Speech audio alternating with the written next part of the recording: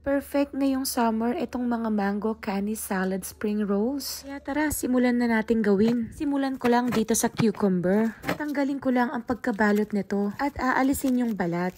Tapos, start ko na siyang hiwain. Hihiwain ko lang ng mga mahaba na manipis.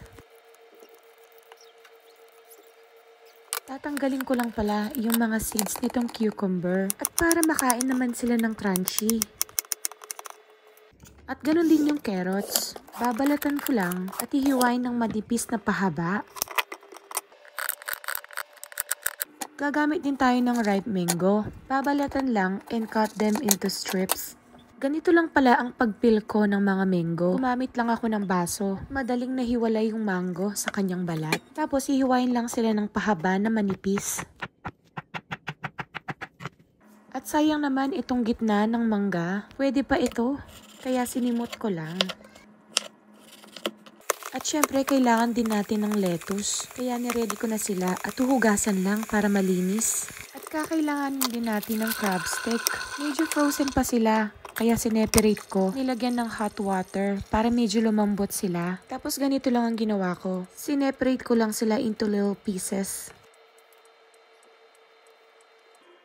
At ito na lahat ang gagamitin ko. Kukuha lang din ako ng rice paper at ibababad ko lang to sa tubig. Mabilisan lang dapat ang pagbabad sa tubig nito kasi agad itong napupunit. At sisimulan ko na ang isembol yung lettuce, cucumber, carrots, crab sticks at irorolyo ko lang.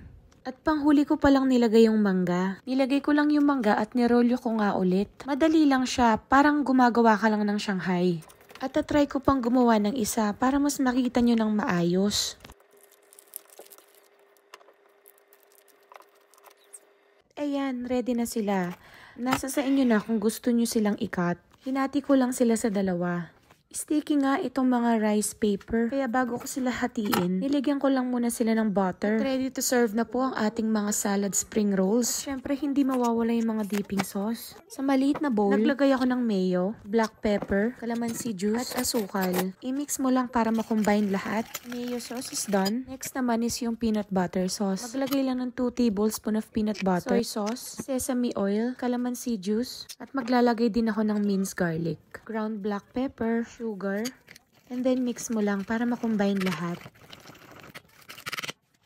Lalagyan ko nga din ng water, tapos imimix ulit. At ito na nga yung hinahanap kong consistency. So ready na yung mga dipping sauce natin. So ganyan lang po kadali gumawa ng canny salad spring roll with peanut and mayo sauce. Pwede nyo rin pong gawin ito. Masarap at masustansya sila. Pwede nyo i-serve sa party or sa mga special occasions. At pwede nyo rin gawing pang negosyo. At perfect nga talaga ito sa summer. Very refreshing itong mga canny rolls. Kaya itry nyo nang gawin. Anyway, salamat po sa panonood. At sana meron po kayong natutunan dito sa video na ito. Kung na-enjoy mo itong video na ito, ay sana wag mong kalimutan mag-follow. Thank you! I will see you on my next one.